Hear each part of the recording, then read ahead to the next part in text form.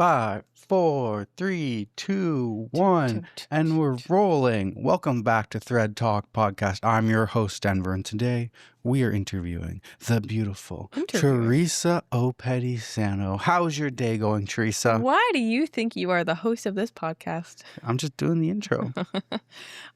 This reminds me of that one comment that was like, Denver said this, co-host said this. Oh, yeah. Oof. That one hurt me. Hurt you deep. This is both of our podcasts. Does that consider us both co-hosts? I don't know. Right? I think so. Who's the primary? There's no primary. There always has to be a primary. We're both primaries. It's Teresa's world. I just live in it. Because this is your technical full-time job, so. I wonder if it's that. I wonder if it was, it's my idea to start it. I wonder if it's, I generally take the lead on things. I wonder if it's because I do the editing. Well, that's what I mean by full-time job. Yeah. But I will hand the reins off to you at some point. Hopefully. Fingers crossed. One day, it'll be all mine. Maybe like episode 130. I'm actually curious to know if any listeners would prefer us to do any solo episodes. I feel like this is a question like you don't want to ask questions you don't want the answers to. I was getting so much hate. I was like, man, maybe you should just do an episode without me. You should just do one with my sister or something, and you just take over, and I'll just take a step back. I said no because I don't think that's what people want, but let us know. Don't be too blunt, though. That's an ethical dilemma right there. Kind of. Don't ask a question you don't want the answer to. Are you guys ready? Episode 80, Ethical Dilemmas. What do you do in this situation? I'm excited. I got some good ones. Let's get rolling. Let's go. Alrighty. Want me to go first? You can go first, yeah. All right. First one comes from r/ThreadTalk podcast. Is my boyfriend the asshole for keeping someone else's wallet? I, 26 female, have been with my boyfriend, 27 male, for 2.5 years. We were friends first for about 9 months prior to dating. This incident happened over a year ago, but I wanted to ask Reddit for an opinion. About 1.5 years ago, my boyfriend was taking my dog for a walk when he comes inside and he puts a Gucci wallet on the table and says, "Look what I found on the ground." In my head, first thought was that he was going to return it to the security guard at the front desk of my apartment. But then he said, "Should I keep it?" Obviously, I was shocked and was confused why he wouldn't turn it in or try to find the person. He claimed that he would have shipped it back if the person's IDs had an address on it, but the owner of the wallet only had a U.S. military ID or something. When I saw this guy's photo on the ID, he looked familiar. I was pretty sure I've seen him in my apartment building before, so I told him he should just give it to the front desk. He said no because he found it on the sidewalk outside and it could be anyone's. I live downtown in a big city. He said he obviously would throw out all the cards, but just wanted to keep the wallet. This definitely bothered me because in my mind, this is technically stealing. Also, I got my wallet stolen when we were out, and it was a bitch to replace everything. It's not like he can't afford Gucci. He has gotten me a Gucci ring and necklace before, so I didn't see why he wanted to keep it so bad. This became an argument between us, and he even posted a story on his close friends on Instagram with a poll saying something like, "Found a Gucci wallet on the sidewalk. Poll, finders keepers, or try to give it back." The results were apparently 50-50. My boyfriend kept defending himself, comparing humans to wild animals, saying if he didn't take the wallet, someone else would have and could have done a lot worse. I live downtown in a big city and there's tons of homeless people, so he thought him just trying to use a physical wallet wasn't that bad. He thinks he's in the right because he's not spending the money or anything and was acting like he was doing this guy a favor. He even texted his mom about it, and his mom said something like, "I think you should try to find the guy and give it back. But it's a dog-eat-dog world, and if you can't find him, then what can you do?" Or something like that. It then became clear to me why he thought this was so okay, and it's because his mom clearly doesn't have a problem with it. He ended up finding this guy's Instagram and ended up DMing him about the wallet, but at this point he had already taken out all the cards and put his stuff in. The guy didn't read his message for a week or so, and my boyfriend just kept the wallet and still is using it to this day. Turns out the guy did live in my building because we ended up seeing him a couple months later. We continued to see him a couple more times, and my boyfriend and I would always just look at each other. I actually was in school at the time and taking an ethics class. I pitched this issue to my class as an ethical dilemma, but said it was my friend and her boyfriend. The whole class was on my side and it created a whole discussion. My classmates brought up some good points, like how the Instagram story poll was not accurate because he only posted it on his close friends. Also, how if they were in the military, they need their ID to get onto base, so it actually is really important he has it. This even became an essay prompt on our final, and I ended up telling my professor it was my boyfriend who took the wallet in my personal essay response. Now, over a year later, he still uses the wallet, and every time I see it, it definitely disappoints me. I can't bring this up again because it's one of those things we have to agree to disagree on, but is my boyfriend the asshole for taking and keeping this guy's wallet? Also, I think ThreadTalk should do an ethical dilemmas episode. Love y'all. Now You inspired us. I know where Teresa got this episode name from. This was the first one in this category. I read this and I was like, that's a good episode. Oh, I do think he's a bit of an asshole for keeping the wallet. Like I get it. It's Gucci. You want the Gucci wallet, but like realistically, like it's not yours, and you should make the said effort to return said wallet. You found him. Okay, but there is one part in the story where it says they found him on Instagram and he didn't reply for a week later. What did he say after a week? Did he not say, hey, yeah, I'll take my wallet back? I was also wondering about that. Like, was it that they just checked up until a week after and like, kind of like out of sight, out of mind thing afterwards? Or did he actually eventually respond? And did you say, hey, I found your wallet? Or were you just like, hey, what's up?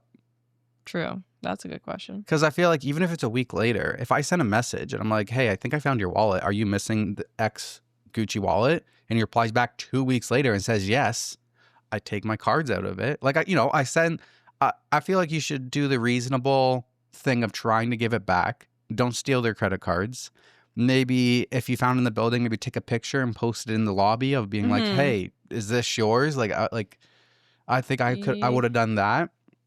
If I thought the person lived in my building. Of the wallet. Just a picture of the wallet. And then they can like confirm their identity. Exactly. Like I found in the park the one time. Was it a wallet?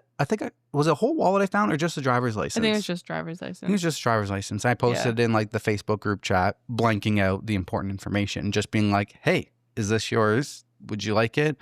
And nice group chat that we have with like our condo building area. So yeah, that got back to the person. But yeah, I mean, I do think he should have not just went right away to keeping the wallet. And he should have first thing he should have done is try to give the wallet back. And if he couldn't do that, then yeah, you can keep it. Yeah, it is kind of like contradictory that like he ended up messaging them on Facebook. Instagram. Oh, sorry, on Instagram. But then when he actually came face to face to him in the elevator or whatever, like just kept silent. That's where I'm like, this is where I'm like kind of lost. Like if like had no contact number, like how do you find, even if you find someone's wallet and you have their driver's license, you don't have their phone number. Like how are you? Well, her point was to bring it to the concierge. Yeah, I don't know if I would have done that.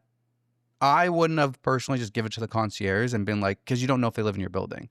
I would have went through, that wouldn't have been one of my steps. I would have went through. The one time we were in Yosemite, I found another person's license or something. And we gave it to... And I was messaging them. I tried to track them down. And I found their Instagram or their Facebook. And I tried to send some messages. And we went the whole rest of the day hiking. And by the end of the day, no, they hadn't replied to me. So then I just gave it to the park person. And then I said in the Facebook message, I said, hey, just FYI, give it to the park person.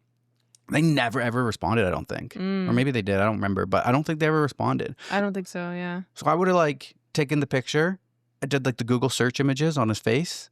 And then after that, if there's a name on there, I'd just search social media for his name. And if I couldn't find anything after that, I don't know. I guess then it's yours, I guess. Like as long as you do the steps to try and give it back. And if you can't, you can't.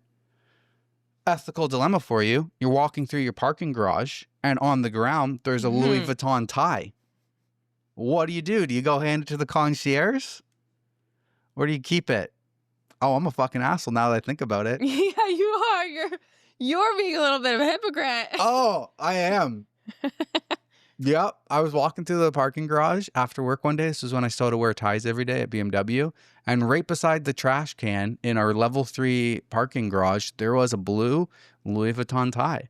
And I guess I could have took it up and I could have given it to our receptionist and been like, hey, this was lost and found.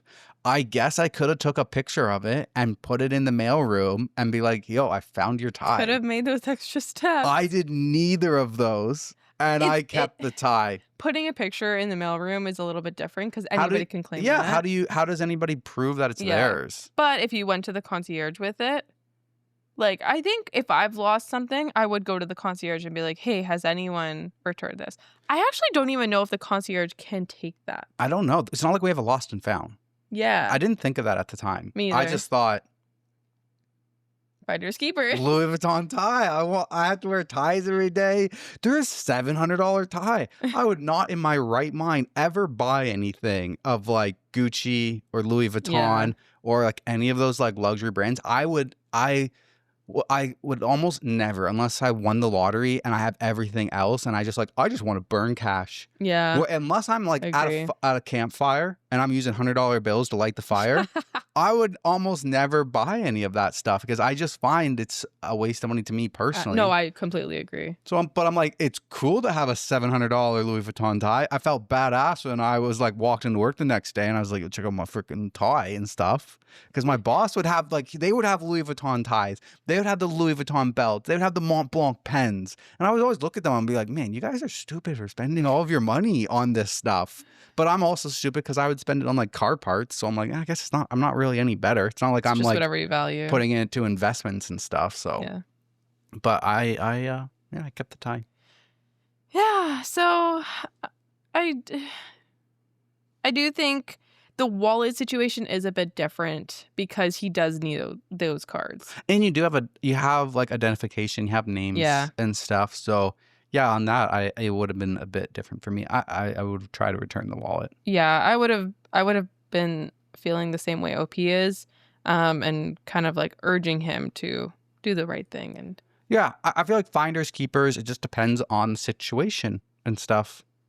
Yeah. When I was at the nightclub and people left things on the floor as I was doing my 3 a.m. cleanup. Oh yeah. I wasn't giving them to the boss, being like, yo, throw those in lost and found. We didn't have a lost and found. Lost and found was your pocket. It's lost. You found it. You get to take it home. There's that bracelet. There's a bracelet that you yeah. Still wondering if it's fake or real. It's probably fake. I'm pretty sure it's fake. Yeah. I'm pretty sure if that was like someone's $10,000 bracelet that they lost, they would have been like coming back for it, being like, oh my God, I lost that bracelet. How would you know that they didn't? No, people would have been asking, and then the manager would have been like, has anybody seen this bracelet? I would have been the person they asked because I'm the one who swept the floors. Oh, okay. True. Yeah. All right. Over to me? Over to you. Good start. Am I overreacting for walking out of my boyfriend's proposal because he did it with a ring his ex picked out for herself? Oh. So this might sound insane, but buckle up. My 25 female boyfriend, 29 male of 3 years, finally popped the question last weekend. Super cute setup, low key, just fam and close friends, fairy lights, the whole vibe. I was hyped until I clocked the ring. Instant ick. Like, I knew that ring. I had seen it somewhere before. Fast forward to me pulling him aside like, hey, quick question.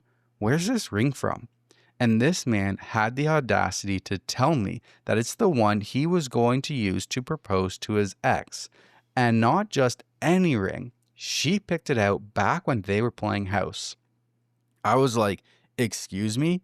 He says it's just a ring and that I'm overthinking it, that it doesn't mean anything anymore. And he didn't want to drop more money than he already had on a nice one just sitting there. Nah, I couldn't even process. I dipped. I didn't cause a scene. I just told him I needed some air and I bounced. He's been blowing up my phone since, calling me dramatic and saying I embarrassed him in front of everyone. Some of our friends are siding with him like, girl, it's just a rock. He still chose you. But others are like, nah, that's a recycled proposal and you're not crazy for walking. So yeah, am I overreacting for walking out because my man tried to propose with his ex's dream ring? Oh, I would not like that. I'm on her side. this is not something that I could get behind. Every time I would look at my finger, I would be thinking about his ex. Right? I don't know. So- Especially that she picked it out. Like, So she's not overreacting. I don't think so. I don't think so. I understand rings are expensive, and he probably spent a lot of money on this ring the first time around. Mm-hmm. But you can sell it. You could pawn it. You can get your money back. Probably not as much, or maybe more, because like my engagement ring is worth more than you paid for it, right? Isn't that like the appraisal value? That's what it says on a little piece of paper. I don't really know. Well, I guess my first question would be, did he try to sell it? Okay. I would have waited until that ring sold, and then proposed, and bought another one. Like how hard? Do you know what I mean? Like what I would, our jewelry stores like car dealerships. Like, can I trade it in? Can I trade something in? Can I trade my old ring in for another one? Like you can sell jewelry back to a pawn shop, a jewelry store. Yeah. Like it's still worth. I just feel like he didn't want to go through that. I feel like he didn't even try. Yeah, I'm getting the vibe he didn't try. Yeah, it's like, which would bother me. It's a solid ring. It's just a ring. It Even if doesn't matter. you hadn't picked it out, even It's if you had the previously principle. bought it by somebody else, it's icky. But Yeah. like, you could go and like try to like sell it back. You'll lose some money off it because they got to make a profit. Yeah. But you're gonna lose a little bit of money. It depends how much the ring was in the first place. Like, how much of a cut are you taking? Like, was it a $30,000 ring that you're gonna lose out on thousands of dollars? Like, I don't know if the boo-hoo. But that's what I mean. Like, yes, like for us, we're thinking like a couple $100 maybe, but it could be like a super expensive. A couple thousand. That's a kind of a lot for people, usually. Don't propose. No. No, I mean this with absolutely all seriousness. I absolutely could not care what your financial situation is. I literally do not care how expensive the ring was, whatever your financial situation is. I do not care.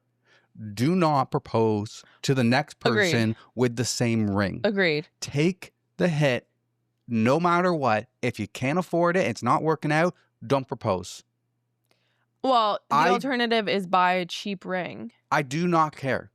Just whatever happens, do not recycle an engagement ring. Yeah, I agree. I could care less about any financial standings or obligations. I do not care. Yeah. Principle is do not recycle an engagement ring. Because it's a symbol. It is like, it's deeper than it's just a ring. Like, I understand, yes, like, okay, sometimes I feel like people do kind of go a little bit overboard and I'm not judging here. People want exactly like a specific whatever. For me, I'm more simple. Like I just told you to do whatever, like a gold band, oval rock, whatever. Okay. Yes, it is just a ring, but it is more of a symbol than it is just a ring. It's not just a ring. Then it is an accessory. It's a symbol of your love and the bond that you have between your relationship. I think if you are recycling that ring, it still has sentimental value from that other relationship. It has a meaning. It has a meaning, yeah. It's not just an accessory. Exactly. I would even broaden that of do not, under any circumstances, give the new partner any kind of shape of jewelry or anything. Actually, you could probably blanket statement that of do not give them anything that was originally intended for your ex. Yeah. No, I agree. Like, your ex left clothes at your house, a dress in the closet. Do not offer that to your new girlfriend. That's icky. Get rid of all of the stuff from your past relationship. Do not offer anything from an old relationship to the new person. I feel like if it were like roles were reversed, I'm stereotyping here, but men tend to be possessive. Yeah. So I think like you think you should ask him, like, what if this happened to you? Like, what if how would you I gave you my ex's wedding band or something? Yeah. Like, how would you feel? What if I had his sweater left over in the closet and I was like, oh, you're cold, you want this sweater? Yeah. And you'd be like, why do you have a guy's sweater? It would start it's a my fight. ex's. I wouldn't want to wear that. Yeah. It'd have an instant stank on that sweater. Yeah. Stank. You stank. Yeah. No, I don't really see a world where this would be okay with me.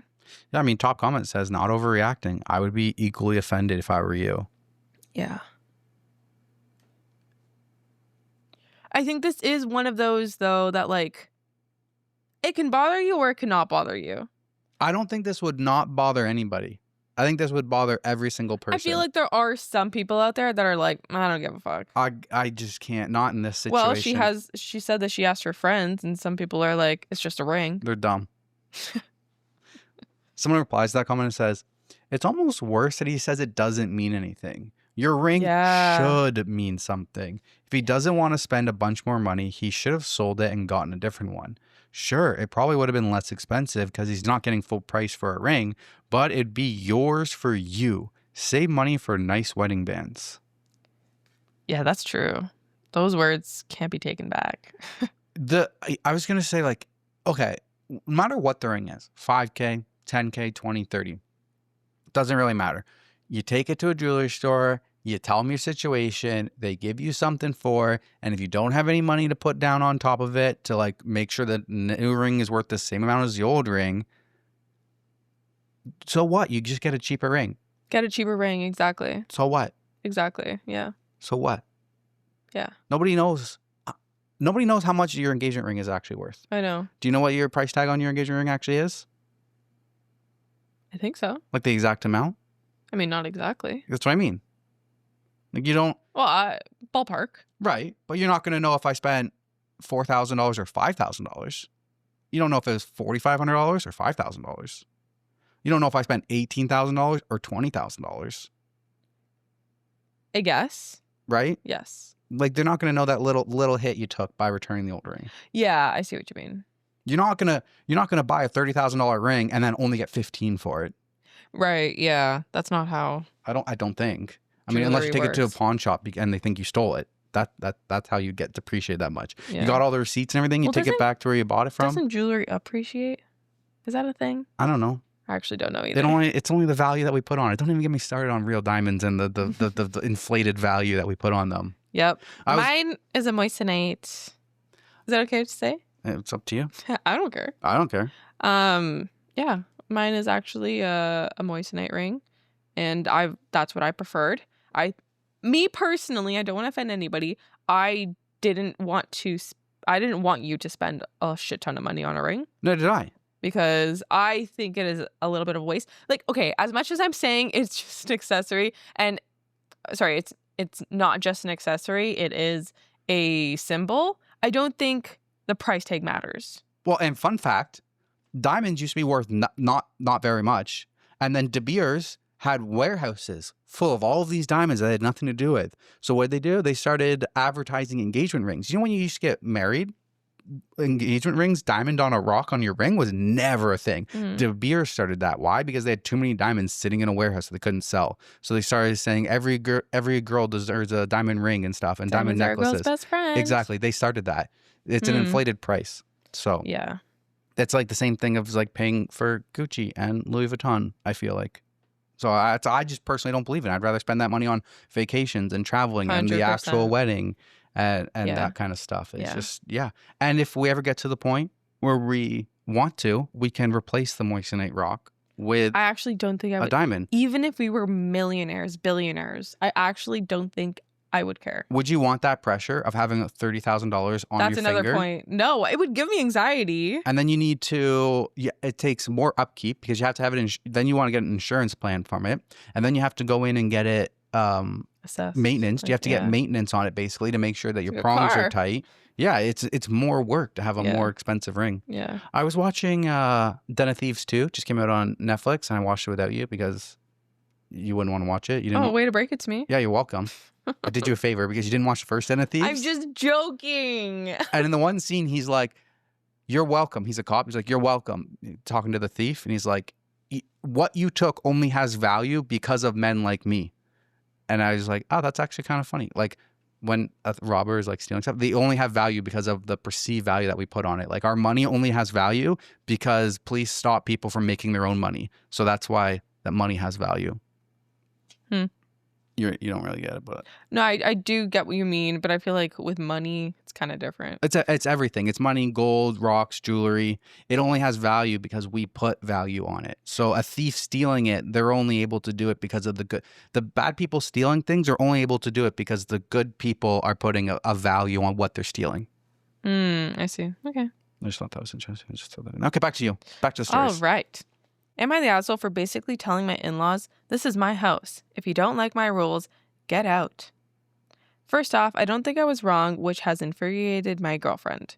I, 25, recently moved into my house. My girlfriend, 27, and I had a little housewarming party. Her family, my mother, and a few of our friends. We were eating outdoors, and the kids had their own table. My girlfriend's nephew, 8, knocked over a jug of dilute. I was at the table when it happened, and it was clearly an accident. He was very polite and apologized. He was a little upset, but I just laughed it off. His father came over, and I was shocked at how much his father gave out on him. I told him it was only an accident, etc., and he kept going. I felt really guilty for not stopping it. He ran over to the corner of the garden and started crying. His father went back to the table, and he said what happened, and his wife said he deserved that. He should stay there a long time or something along those lines. There was almost a snigger from some of her family. I am just reading the story as it is. The word snigger actually translates to laugh in a half-suppressed, typically scornful way. Never heard of that word before. Like a snicker. Similar. That's what I'm assuming. That's what I thought they meant originally, but they spelt it as this. So, and apparently it's a word. I've never heard of it. Anyways, I went over to the boy a couple of minutes later. I gave him a bar of chocolate. He was still crying. He said sorry again. I gave him a high five and taught him this high five I used to do as a kid. His mother came over and said, do you mind not talking to my son? He needs to think about what he did wrong and he needs to do that alone. I took her and her husband aside and said that this is my house. If you want to upset your kid, don't do it here. If you don't like it, get out. I swear the reaction that followed was insane. They went back to the table saying it. My mom said, never holding back, didn't I raise a great son? He's spot on not to let bullies in this house, which erupted even more. My girlfriend spoke to me in private and asked me to apologize to them. I said no, I stand by what I said, and this part I regret a bit. I told her I think less of her for even asking me to apologize. A mate of mine and his son kicked ball with the boy and I. He actually gave me a hug, which I don't usually do hugs, at the end of the party and said sorry again. He hugged so tightly for a couple of seconds. I really could go on about the drama, but in short, her family thought I was wrong. I was getting little digs, etc. My girlfriend's friend came up privately and said I was in the right to step in. My girlfriend is still pushing for me to apologize. I still don't think I did anything wrong. I didn't tell them how to parent, but told them to leave if that's how they want to parent. If I'm being completely honest, I didn't say this, I'm not sure I'd want a kid with a family like that. Aggro over spilled fucking flavored water. Am I the asshole?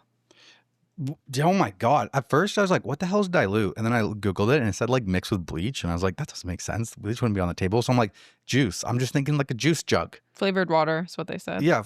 Juice jug on the table. Like, I don't think he's the asshole. I'm on the side. I'm on his side because like, that's kind of overkill. It's hard. It's hard to witness that. Especially in your own home. Like, I think you have a right to be like... It's pretty fucked up. Yeah. I feel like there is one thing of like teaching a child a lesson. Yeah. And like if he wasn't an accident or was he goofing around and that's what happened. Mm-hmm. But either... Like, was he told to stop before? Right? Many times. Like, exactly. But either way, the way that I see it, they're like, you need to go over in the corner and by yourself. Yeah. Okay. I don't think you should do that in front of anybody else. Probably not. I'm like, maybe. I don't think so. I feel like the proper reaction for me would be like, okay, well, you've made a mess. And it either happened one of two ways. You did it because you were goofing around and we had told you not to. So you get a little bit more of a stern talking to. Like, we asked you to settle down and you were goofing around this way you did. So now you have to clean it up. Option B, he did it completely by accident. Okay, well, now you just have to clean it up. And we move on. Yeah, it's just water. But the fact that they were like, snickering and stuff to like the family members, like that's toxic. That is toxic. And if you were like, you need to apologize to my family because they're shit parents. Yeah. Sorry. That's not happening. Yeah. I could not, for the life of me, see Madison and Chris like snickering and making fun of Andrew for spilling water. Yeah. You clean it up. It's okay. I think they weren't snickering at that. I think they were snickering at him being put in the corner. Right. It's almost the same thing, no?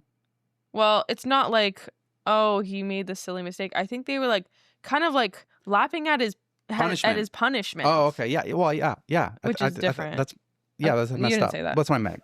I meant laughing at the punishment. Okay. Yeah. I mean, everybody would be. If I spilt a pitcher of juice, I mean, people would be kind of chuckling at me. Yeah, I know. But because he's a kid and kids can't make mistakes ever. That's all they do. Right? Like, it's literally all they do. Like, what if an adult did that? What the hell how would you react? Go in the corner. Go in the corner? Like, please. It's really messed up because I feel like, okay, like when a kid spills something, you should have them clean it up. If you make a child clean up after themselves every time they make a mess, guess what? They stop making messes after a bit because they're but I don't want to clean it up. Accidents happen. And you have to be understanding accidents happen. I am the most clumsy person ever. Like, I drop shit, I break shit all the time. Like, me as an adult, I wouldn't get in trouble for that. But if I was a kid, I would get in trouble. That's not fair. Right? I don't think that's fair. And there's so much going on in this story that we can like nitpick. But okay, the issue is, should he have said something? Should he have said something? It's his house, his rules. Your wedding, your choice. His house, his rules. I honestly praise him for it because that must have been, it probably was very awkward for a lot of people. It's probably hard for him to do too. And yeah. Principles. It takes a strong person to stand up for a kid bullies. like that. Yeah, stand up to bullies. Most people and that's be what like, this was. Most people be like, it's not my place. Yeah, exactly. But he's like, yo, you're in my house. It's my place to tell you. Yeah. I like him. I applaud him. I applaud him too. Good job, OP. All right. Top comment. I'm a grown man in my 40s with my own children. I still flinch when I spill or break a dish. No one has yelled at me or physically punished me for such things since I left home at 18. Yet it lingers. When my kids spill or break, I calmly ask if they are hurt. If they aren't, they help clean up the spill. If it's a break, I remove them from the glass danger and clean it up myself. My kids have never flinched in fear over a spill. No child should. Not the asshole. Exactly.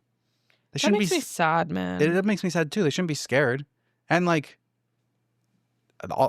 just clean it up. It's not that big of a deal. Clean things up. It's really not. It's really not. Like, you've never what did I break the other day? The Italian seasoning thing fell out of my hand and smashed on the ground. Yep. Teresa did not yell at me. Teresa was nice to me. Teresa was scared of the glass. Yeah, especially for the cats. We just vacuumed it up. We just cleaned it up. No big deal. Yeah. Then we broke like a plate or a bowl or something. When's the last time you broke something? I'm sure it's happened. It's happened, yeah. We don't yell at each other. No. There are a couple edits. Some of the comment answers to response. Agreed. What must they be like in private? Snigger is a word, at least in the UK. My mother is the best mother any kid could have. Yeah, it puts a big hole in my future with my girlfriend. Yeah. And at the beginning it says, I recently moved into my house. My girlfriend and I had a little housewarming. Mm-hmm. Did you move into your house or did they move into the house? Why? Did she move in with him? Is she living with him? Did they just move in together and this happened? Or did he move into his house and he invited his girlfriend over? Because I'm just thinking, I'm like, okay, if I bought a house and I just moved into it, then what's the likelihood that my girlfriend's inviting her family for the housewarming? I think they moved in together. I think they moved in together. Yes. That definitely is like, that's a red flag. If she's okay with that type of discipline, is that someone that you want to have kids with? Is there a risk that may not your be that kids she's will get okay treated with like that? it. I think she just wants to avoid conflict. That's where the questions would be though for that relationship. Like, is this something that you see as like okay? And if we were to have kids, like this is how they're going to be treated. Yeah, definitely a question you need to bring up. Definitely a conversation. Yeah. We're getting deep today. All right, back to me. Alrighty. This one's coming from, am I overreacting? Am I overreacting? My stepdad was caring for my dog while I was on vacation and he stole my underwear. Okay. So I, 25 female, was on vacation for a little over a Female. Okay. I'm thrown off now. week. What? Now I'm confused because I wasn't expecting it to be from a female perspective. Okay. So I, 25 female, was on vacation for a little over a week, and I had asked my stepdad to go over to our house every other day to play frisbee / run my dog. My significant other's parents were going 2 times daily as they lived next door. I was checking the cameras on day 4 to see what time my stepdad came, and I saw him digging in my laundry basket. Lo and behold, he was stealing my dirty underwear from my clothes hamper. I immediately called my mom and said, quote, "Stepdad stole my underwear from my hamper and I have it on video." She immediately said she did not want to see it and went to confront him, to which he lied, and she then asked to send the video footage. I did, and all she said was, quote, "He said he didn't steal them, but I don't believe him and I'm disgusted." She apologized and said she hoped it didn't ruin my vacation, and if we're being real, the only time I didn't think about it was when I was at least 2 vodka Red Bulls deep. She told me not to tell anyone, but I'd already showed my significant other, and he was obviously fucking disgusted. Now, here's the thing. We have not talked about it since, and it's eating me up. I obviously don't want to cut ties with my mother because 1, I love her, and she is my best friend, and 2, it is not her fault that her husband is a pervert. He has been in my life since 2006, like living with me until I moved into my dad's in 2016. We have always had a great relationship, and this is hurting me mentally and physically. I literally have the nervous, agonizing shits all day, all the time.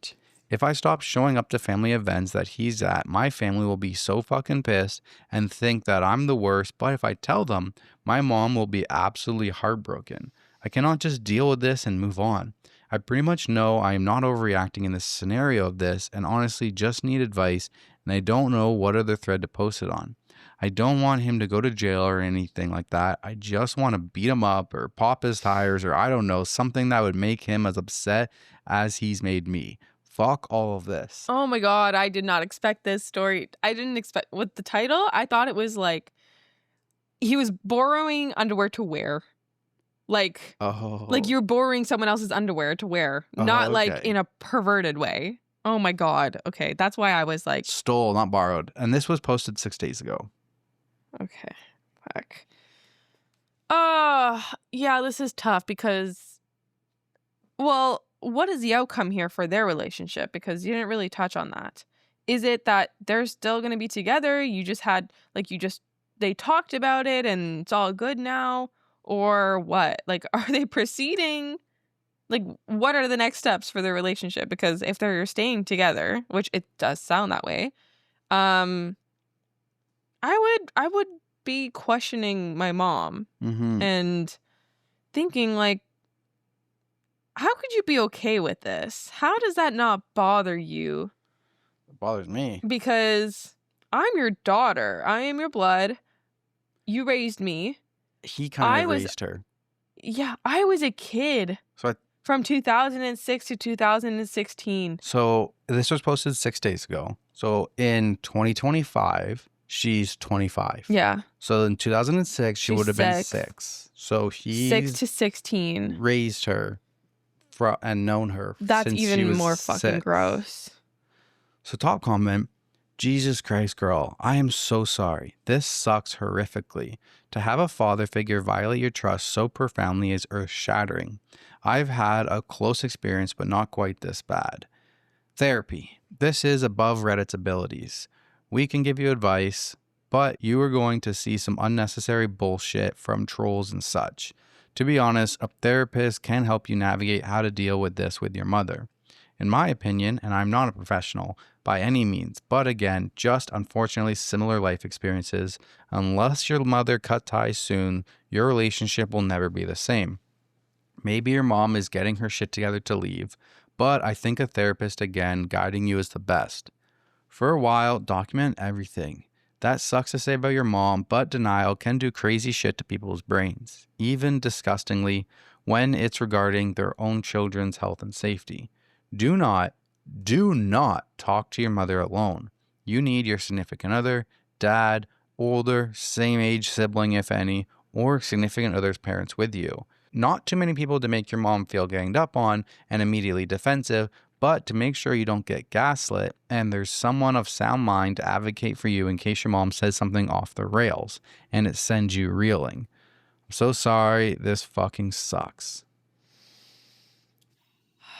It really does suck. I guess another thought was like, I think you just need to communicate your feelings with your mom, and like how she said, oh, I don't want to not show up to family gatherings because then my family is going to think that I'm an asshole for not showing up when they don't know the truth. I think you should say that to your mom. I think you should say, how would you like me to go forward, because I'm not comfortable being in the same room as him anymore, but I don't want my family to think that I'm an asshole for not showing up. Like, can you take a little bit of responsibility for this? Or like, how do you want me to go about this? And see what she says. Yeah, how are you supposed If to move she's like, forward well, from this? just please take the blame for me, or just like, just ignore it or whatever, then I think that also kind of like helps your answer with how to go about your relationship with your mom, because at that point it would be like, okay, she's only looking out for herself and her husband. Yeah. And not you. Exactly. I mean, this is pretty clear that she's also doing that by just trying to like push it aside and ignore it, not really like getting to the root of the problem, which is a harsh reality. It is. So there's an update that comes the next day. I was reading responses to the post and went kind of radio silent as I did text my mom, and this is how it went. I was gaslit and it just fucking sucked. Believe me, I know what the right choice is. Bash them to the rest of the family and cut them off. I got engaged on the trip we went on, and before we left, my mom and I looked at a wedding venue, and when I told her my fiance popped the question, she put a non-refundable $2,000 deposit down on the wedding venue. So either she is just fucked on that, or she still has my wedding, which I can't see her doing if I never talk to her again. I did tell my dad, and he's furious. He can't do much as he's almost 70 years old and has suffered several strokes over the last few years. I just told him not to tell anyone and I would decide if I wanted to go that route, but he told me to go to therapy. He said if I did lash out and commit a crime like popping his tires, my mom and stepdad both wouldn't go to the police, as I have evidence of his crime as well, but to try and stay away from that. My mom and stepdad got together while my parents were still married, and my stepdad was dating my auntie at the time, and her son popped his tires, so that also wouldn't be very original of me. I'm just venting about other traumas now. Read the text. Okay, sorry. Before that, I want to touch on the popping tires thing. I actually don't think that... I think before you actually do that, you do want to get revenge. Like, you want to, like, get him back for something. But I think after you actually do that, you won't feel better. No, you won't. It won't actually... You'll probably feel worse, if anything. So I would not recommend that. No, then you'll just be worried about getting caught about doing Yeah, exactly. stuff. It's also not guaranteed that they won't go to the police because... Exactly. So there's a text bubble between her and her mom. OP says, "Can you call me when you're by yourself?" And the mom replies and says, "I don't need any more bad news. I've been stressed enough the last week." What about OP? OP says, "Okay, I'm sorry, but I cannot move on from stepdad doing that, and I'm not going to be the black sheep of the family because of this whole thing. I am nauseous, and it's stepdad's fault. It's all I can think about. This is fucked, and it's not my fault. I'm seriously considering therapy, but I can never be around him again, and I know you know that. I'm just never going to see any of the family again. My family, and that's not fair. I'm trying to just forget, and I can't." Mom says, "Don't take it personal. You are taking it personally, and I don't think it has anything to do with you. Your stepdad was drunk. We talked, and he is cutting back on his drinking. I know he feels terrible, and he knows what he did was wrong and how it was perceived. Just give it some time. We have all done things we aren't proud of. We always get past them." Oh, come on. OP says, "Time will not fix this. He never apologized to me, and I don't even think I would listen. So you're saying he's done this to other women before? He admitted that? Because you knowing that and staying with him is sickening. I know I'm being harsh, but come on. Being drunk is not an excuse for anything ever, and I am one to know that. I've done bad things while intoxicated, but never been a pervert. He raised me since I was 6 years old. This is so messed up. Oh my God. Mom says, OP, I have no idea if he's done this before. And has he ever been inappropriate with you before? No, because it has nothing to do with you personally. I understand you are upset and I know you have lost respect, but you think you are overreacting a bit. Take a break from us if you need to, but let's not make this bigger than it is. Oh my God. OP says, you don't remember when we were both camping and Wills had to call both blank and blank out when I was wearing shorts because they were staring at my ass? Wills just made that point, so that's not coming from me. You are underreacting. And her mom just says, okay, I am underreacting. And OP says, I am your daughter. I am your daughter. The mom says, what do you want from me? Again, it's not about you. It was stupid. Then OP just says, okay. Oh my God. What the hell? Top comment, not overreacting. I'm a petty cunt. If I were you, I'd add all of your family to a group chat, then tell them everything your stepdad did and leave the chat. Doesn't matter if he was drunk. I'm an alcoholic. I'm a horny bastard. And I would never dream of doing anything sexual / stealing anyone's panties while I'm drunk, much less my stepdaughter's.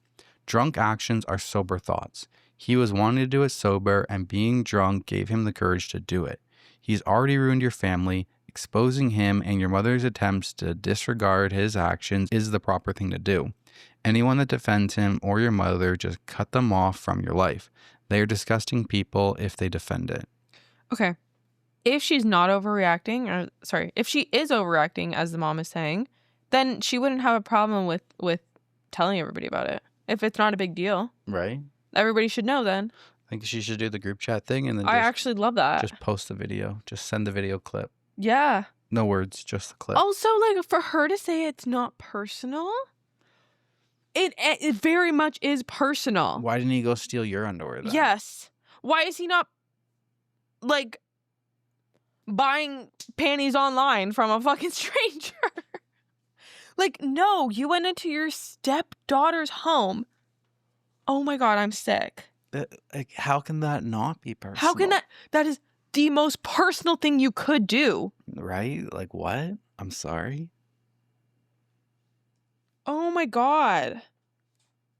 I'm so glad OP like stood her ground and was like, just called her out on everything. Yeah. Man. Those words, I am your daughter. I am your daughter. That, like, how does that not hurt? Right? To be a mom reading that.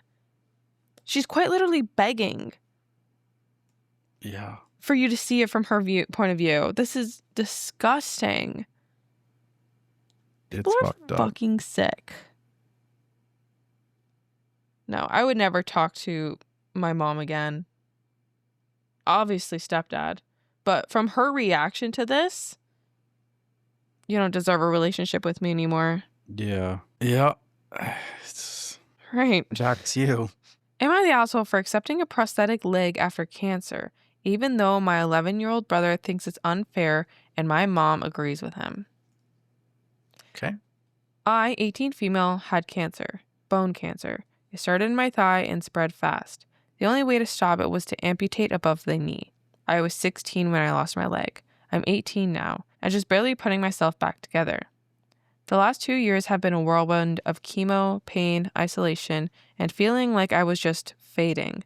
I missed most of school, missed friends, missed being a teenager, and when it was all over, I was left with a stump, a pile of trauma, and no real plan for how to feel like a human again.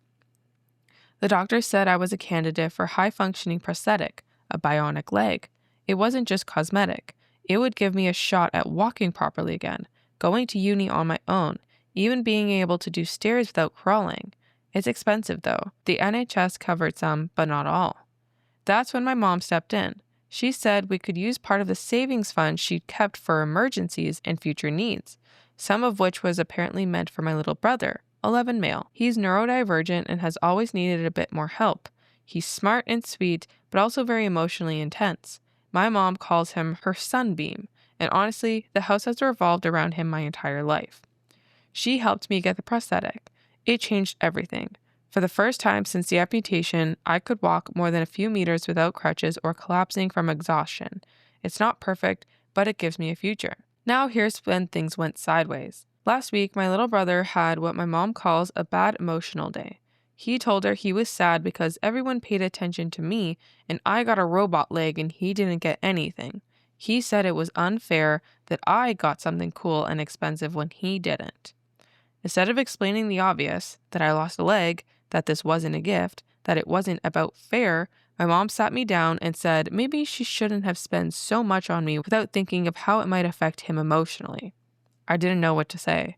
She said she regrets not waiting until he was old enough to understand, that he's very sensitive and I need to try and see it from his side. And now I feel like the villain, for surviving, for walking again, for not being smaller, quieter, easier to ignore.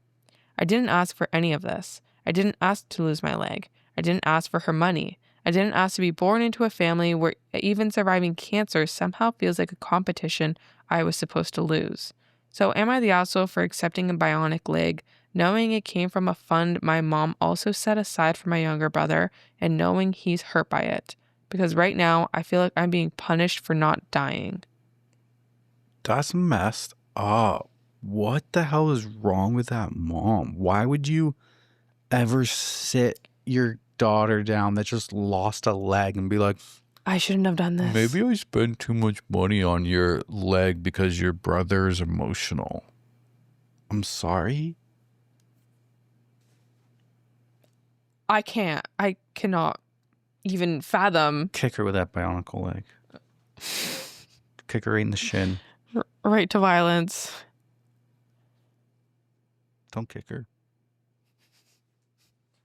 That's messed up. That's so messed up. Like, I feel so bad. Like, I'm sorry. What? The proper thing to do would have been exactly as OP said, like, explain the situation to him. She didn't get a cool robot leg. She lost a fucking leg. Yeah. Hey, you have 2 working legs. Like, this is how she should have talked to her son. You have 2 working legs. Your sister was unfortunately very sick and had to lose one of her legs, so she got a replacement for it. This is not something that is fun for her. This is not a movie. This is not a toy. This is not cool. It's not a toy. This is not something you can play with. This is something that she needs. You don't need it because you have 2 working legs. I wouldn't know exactly like. Yeah, be a great parent. Huh? You'd be a great parent. I'd be like, it's great. It's well done. thanks. I tried. That's without emotions running high, obviously. But maybe if you're level-headed, I feel like this is how it should have gone. I just don't understand how you as a mom could ever say that to your kid that lost a leg. Well, it's pretty obvious that what OP was saying, like, she kind of lived in his shadow all of her life. The world revolved around him, and it is kind of evident here with what her response. Yeah, this is nuts. So there's an update that comes 4 days later. Hi again, I wasn't planning on posting a full update, but honestly, I don't even know how to process what just happened, and I need to get it out somewhere. Yesterday, I came home from work. I do a few shifts a week at a local cafe to save for uni. I had my prosthetic charging in my room, on its dock like I always do. It's super delicate while charging because the joints are exposed and the internal circuits are vulnerable. I found my brother in my room. He had unplugged the charger. He was trying to make it move manually, bending the knee joint, yanking the ankles around to see if it would walk on its own. I yelled at him to stop, but it was too late. The main knee motor made this awful grinding sound, and then the whole leg sagged like a broken doll. He dropped it and ran downstairs crying. I just stood there holding the pieces. The leg is dead. Totally dead. Those things aren't built for rough handling. They're expensive, sensitive, custom built to match my body. It's not something you can fix at a random shop. It has to go back to the manufacturer. Repairs cost thousands. Even assuming it's repairable, it'll take months. I went to my mom absolutely shattered, thinking at least this she'd take seriously. She cried, hugged my brother, and said, "He didn't mean it. He's just curious." Then she told me, "You need to be more understanding. He's only 11. It's not like he knew how important it was." I honestly don't remember much after that. I just felt myself shutting down. No apology, no promise to help, no acknowledgement that without that leg, I can't walk more than a few meters without pain, that I can't go to work, that I can't go to uni like this, that I'm being dragged back, being helpless because of a kid wanting to play with my body. The final blow, she said, it was in my room, charging, in my private space. Now I'm trapped. I can't afford repairs on my own. The grant money is long gone. Insurance might cover some of it, maybe, but the deductible is massive. And my mom made it very, very clear she won't be helping again. I don't even know what to do. I feel invisible, disposable, like the only acceptable version of me is the one who quietly disappears into the background so her sunbeam can shine.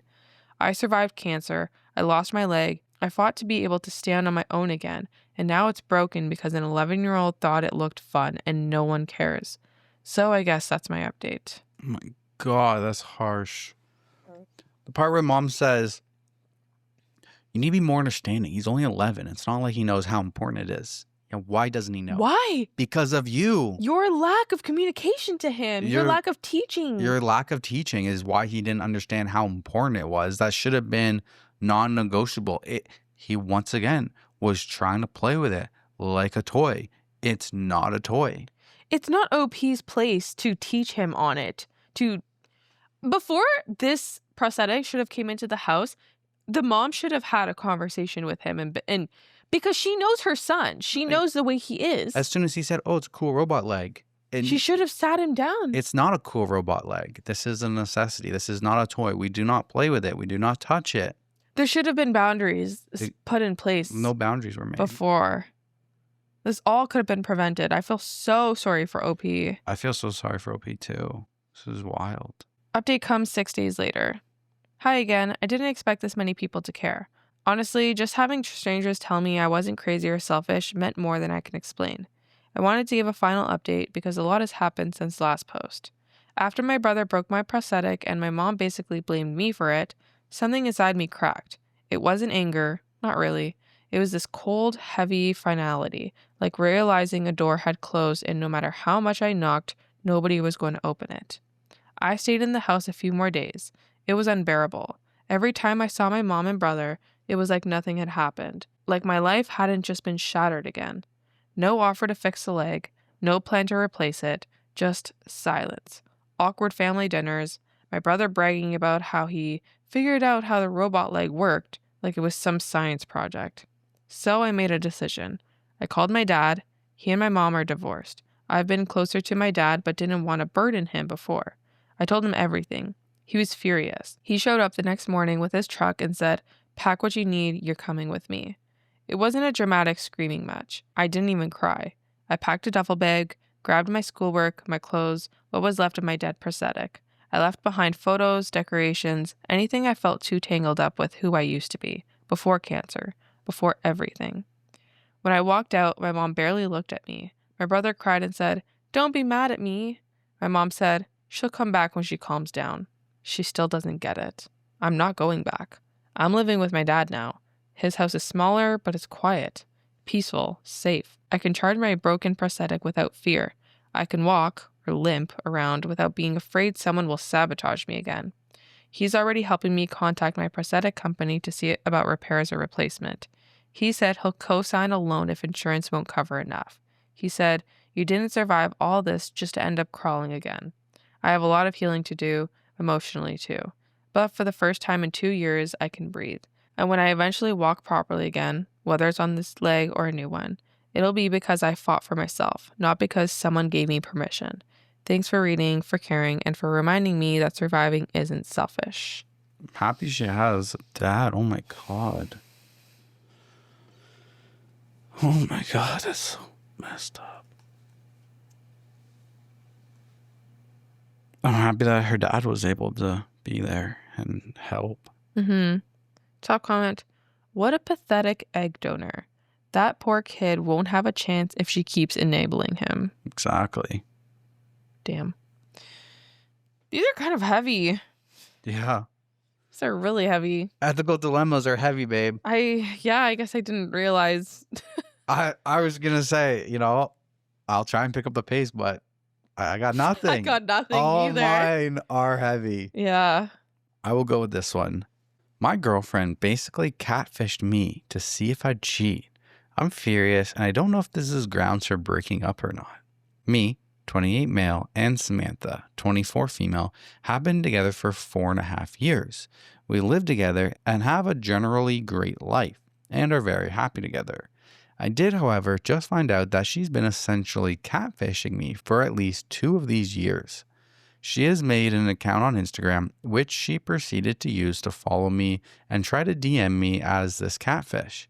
And same with Facebook. 2 different women's photos, but both are Samantha. I found out from her best friend who told me in private and said she's been doing this for 2 years and can even show me the real woman. She said she did it to see if I would ever be unfaithful. But for 2 years? I'm unsure what to do from here on out. She doesn't know I know yet, and I don't know when/how to bring it up. I'm honestly furious, and I've been great to this girl for 4 years. I wouldn't hurt her, but she obviously still doesn't trust me and has a whole made-up life as someone else trying to get with me. What would you do in this situation? We've actually talked about this before, where I think you had said if... I don't think we've talked about it on the podcast, but you and I have talked about it. Like, if I were to ever do this with you, like, you'd be done. Yeah, this is like a non-starter for me. Yeah, and I would agree because you are not displaying any sort of trust in your partner at all. It would be like the opposite of trust. I think this would only be acceptable if you are planning on leaving them. If you just wanted to get concrete evidence that they are cheating and you already plan to leave them. Because, yeah, and you want revenge or something. You want to, I don't know. Wow, Teresa finding the justifications for this. Well, I find amusement in watching this TikTok stories. No, but I think, truthfully, this happens. Like, this is people's reality. There are TikTok accounts that people on Instagram make fake accounts and people hire them to try to seduce their boyfriends or girlfriends or whatever. Mm-hmm. And it works. So I'm not going to sit here and say, like, no one should ever do this. I think if you have a loving and trustworthy relationship, like, you shouldn't need to do this. A little unethical to catfish people. I agree. Catfish your partner. I agree. But the fact is that people do get caught. He got catfished like Joe Goldberg. Joe Goldberg? When did he catfish? Got catfished. Like Joe got catfished. Oh, yeah. We literally just finished watching the latest season of You, and you can't even make a reference to Teresa. Moving on. Relevant comments. Okay, wait, I'm not done. Oh, sorry. My apologies. Okay, no, I am done. Oh, okay. Relevant comments. You really did not explain what these accounts have done. Was it just a friend request from these accounts that you never even accepted and you never got messages from? Were you fucking talking to these accounts for 2 years? What's going on here? You say 2 years, but there's no way she was actively messaging you from those accounts for 2 years without you engaging in the conversation. Why wouldn't you just block a random stranger that kept bothering you? Okay, great points. I totally overlooked that. Another one. Question. Why would this so-called best friend suddenly tell you now, after 2 years? That in itself seems odd and is a bit fishy. Are you sure it's not the best friend catfishing you? Is she telling the truth about the length of time? I'm not saying your girlfriend didn't necessarily do it, but why are you so blindingly believing her friend? Did she actually give you irrefutable proof that it is your girlfriend doing it? You absolutely need to talk to your girlfriend about this before you even decide whether or not you're going to break up with her. You, at the moment, have no idea if this information is even true and how much of an idiot you would feel like if it turns out the best friend was tricking you. Just do your homework before you place all the blame. Okay. My radar was really off on this one. I totally missed that part too because I didn't even know that the best friend was the one that brought it up. I thought he just found out. Okay. My bad. So what do you have? Kind of changes things. Yeah. I would definitely agree with that comment. Find out if this is true or not. Confront your girlfriend. But like, what about the 2 years? Like, how much has this catfishing been? Has he been talking what does to that this even person? mean? What does that mean, 2 years? I guess I was just kind of assuming like she made multiple accounts over the 2 years, but then he said it was only 2 accounts. So right. Good questions. Like I'm obviously not asking the right questions. I found out my girlfriend tried to catfish me. She messaged me from this account. Okay, she messaged you. Then what happened? You said, hey, you deleted it? Mm-hmm. What do you mean 2 years? I'm very confused on that part when I was going through this. So there's an update. I'll answer some questions I remember being asked. And in bold will be the actual update. So after posting that originally, I honestly went with the first few responses and decided to just confront her. A lot of people are asking me how I know it isn't the best friend or to make sure it isn't her first, which is understandable. But I know this woman, and she's happily married and the mother of 4. I've known her forever, so I had no reason to believe that she would lie or to believe she's been doing the catfishing. And also, she told me that my girlfriend told her about it to, quote, get the secret out to someone she could trust. But that she felt I deserved the truth, and my girlfriend wasn't even totally honest with her either. So wait, she told her with, quote, I need to get the secret out to someone I could trust, and then that person immediately goes behind their back and tells the boyfriend? Yeah. There's not someone she could trust. Yeah, literally. I was also asked multiple times about the 2 women my girlfriend used to catfish me with, and why I talked to them for so long. I'm a social worker, and she kind of used it against me and pretended to be women that were in need of help or were in abusive relationships. And I work with this on the daily, so it was no surprise to me to have them contact me, as I'm very public and open about my job. Never once was I inappropriate with these women. In fact, I actively talked about my girlfriend very positively, especially if they were going toward trying to flirt with me or being inappropriate towards me. So for the update, I confronted my girl and she broke down immediately, not admitting anything at first, but just crying without saying anything. She then told me to please not be angry, but that 2 years ago she met a guy at work. They immediately fell in love, and she knew she wanted to be with him. She said they slept together and spent time together while I was away or while I was working. She decided to catfish me to get me to cheat on her, so she wouldn't be seen as a cheater who left her boyfriend for no real reason. She told me she didn't think it would take long, and I would fall for something, and I never did. She admitted it wasn't even just those 2 women, and she even tried to get her new man to help out and somehow make me unfaithful. Her best friend told her that I got an engagement ring and was planning to propose, which apparently freaked my girl out because she absolutely didn't want to marry me and be stuck. So I'm 99% sure she told her friend about the catfishing, hoping she'd come back to me with the newfound news and I would end it. If that's the case, she got her wish. She is in the process of moving out her things, and although I'm staying calm, I'm extremely hurt by her actions and hurt that she betrayed me. So for now, I'll stay single and focus on my work. And in the future, I'll have an amazing girl to give this engagement ring to.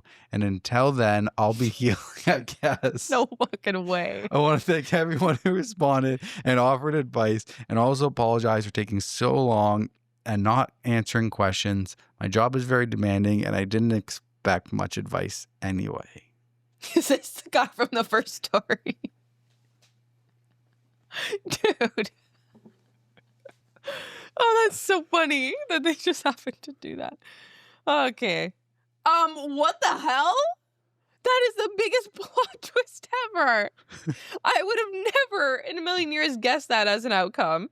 Yeah. Oh my God. It took a twist. You know, what's wrong with just breaking up with somebody? Right?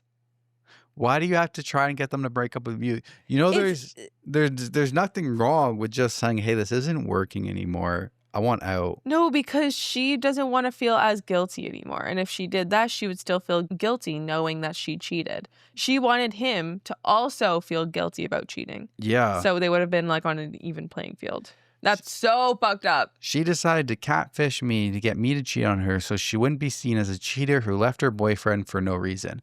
Okay, you can leave your boyfriend for no reason. Yeah, that's not but the she didn't want to reason. be seen as a cheater who left her boyfriend. No, she didn't want to She wanted to make herself feel better about her own cheating. She wanted to make herself feel better. Yeah. She didn't want to live with that guilt. Yeah. She wanted to justify her cheating. Yep.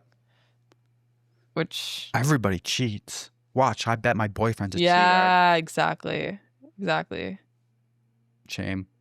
Shame. Bring back shame. Big shame for her. But the part where he says, and in the future, I'll have an amazing girl to give this engagement ring to. Dude, please don't. Bro, go sell it. Go get your money back or keep it and trade it in for a different one when you time to. Do not keep that to propose. You're going to create another fucking problem in your life. There's going to be another Reddit story in a few years.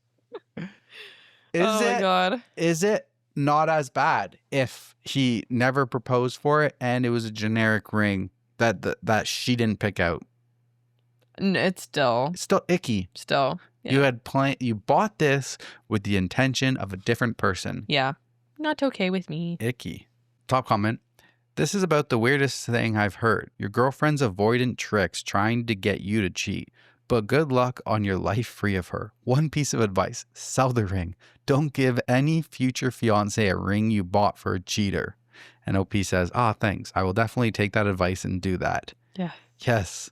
Please. Please do not frickin' use that ring. That's so funny. All right. Back to you. All right.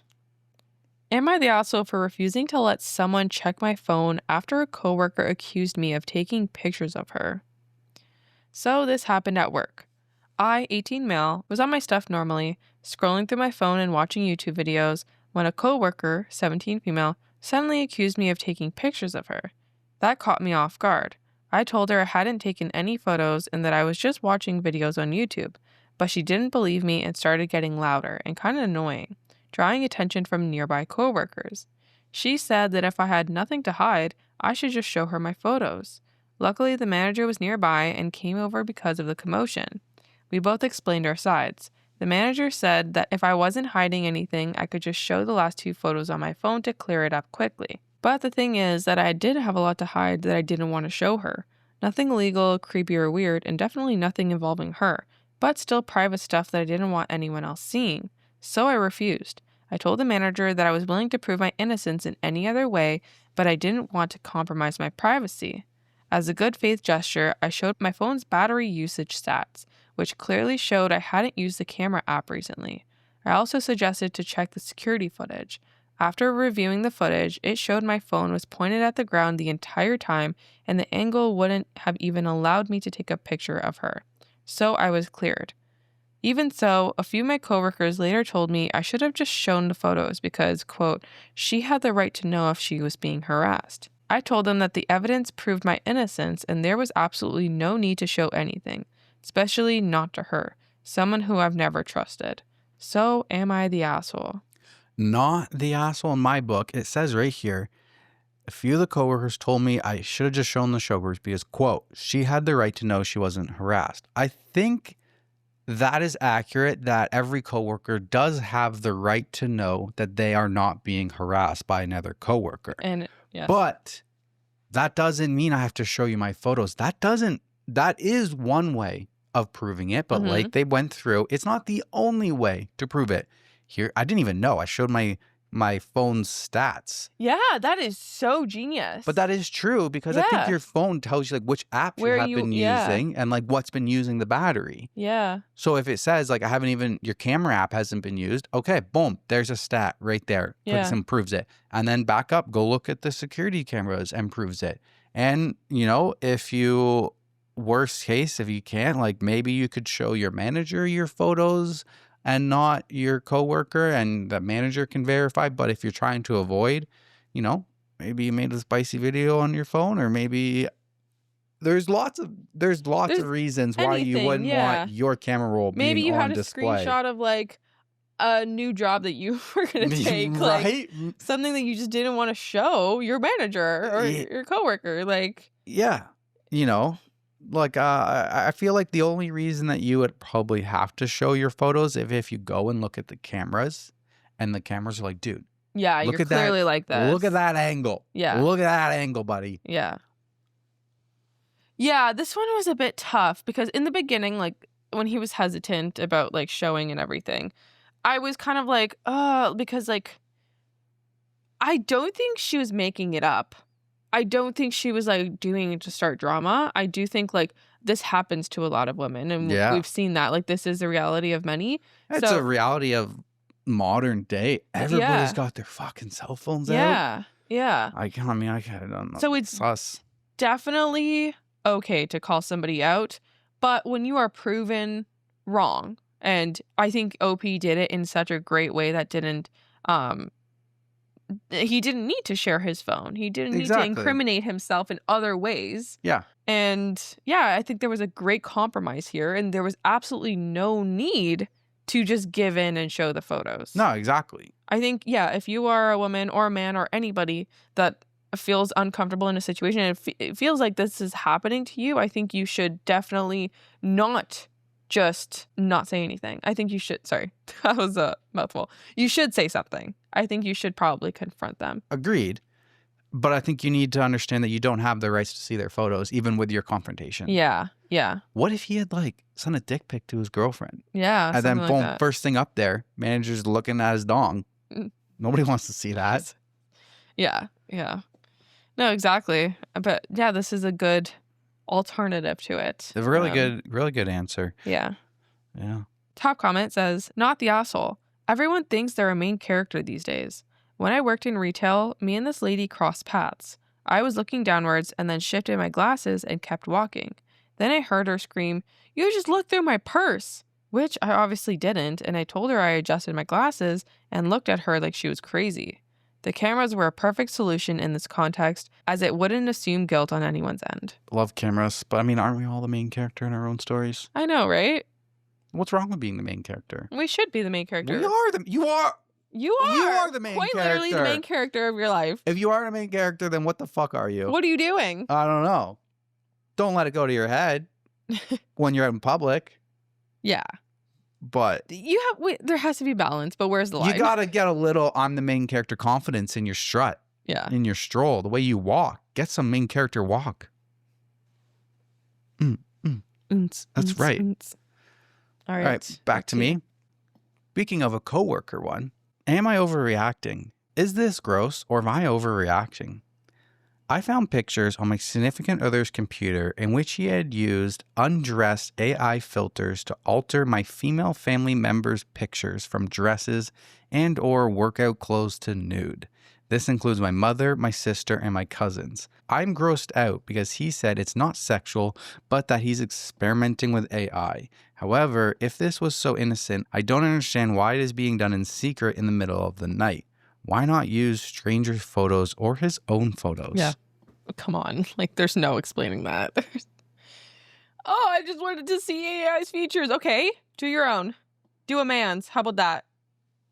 It's really gross. That's fucking weird. Why did you say this speaking of a coworker? I thought it was coworkers when I first read it, but it's family, not coworkers. My bad. No, this is alarming. Alarm bells are going off. Fucking AI filters nowadays. No. That's not the problem. It's these fucking gross-ass men. That's what the problem is. That too, yeah. The AI is just allowing them to show the types of person that they are. Yeah. It's not... Nothing new has changed. AI or not, they are still the gross, perverted person that they were 10 years ago before AI. Yep. More tools. Top comment. This is indeed very, very gross. I'd do so far as say it is sickening and quite disturbing. Yeah. That's some wildly creepy and incredibly disrespectful shit to do.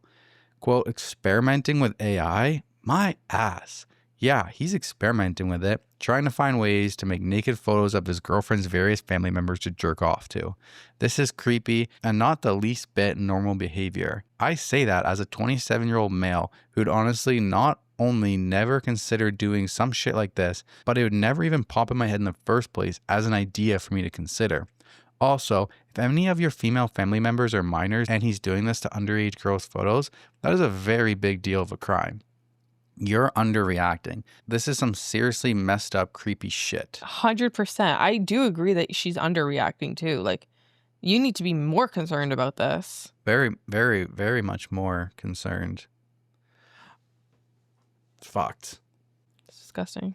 Before we head back to you, a little note on like AI. I just have like, I have a slight problem with like all of the AI fab that is right now. Like AI to me is artificial intelligence. It's essentially a computer that is writing its own code. It's thinking its own thoughts.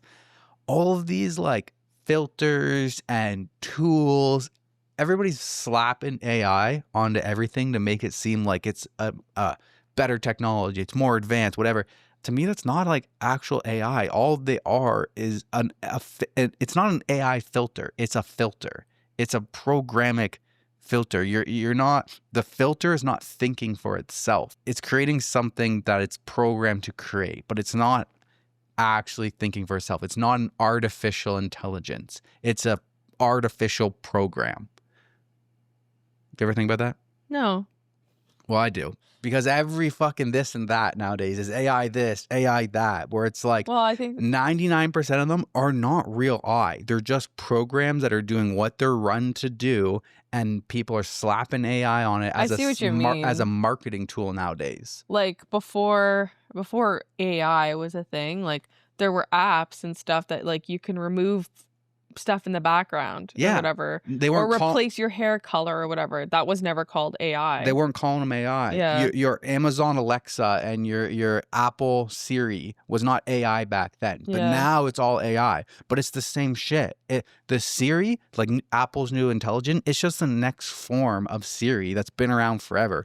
Apple AI, I don't like. Correct me if I'm wrong, but like it's not anything different. It's just more coding, more in depth. You can do more commands. They know more stuff, but none of it is actually artificial intelligence. You're just programs at this point.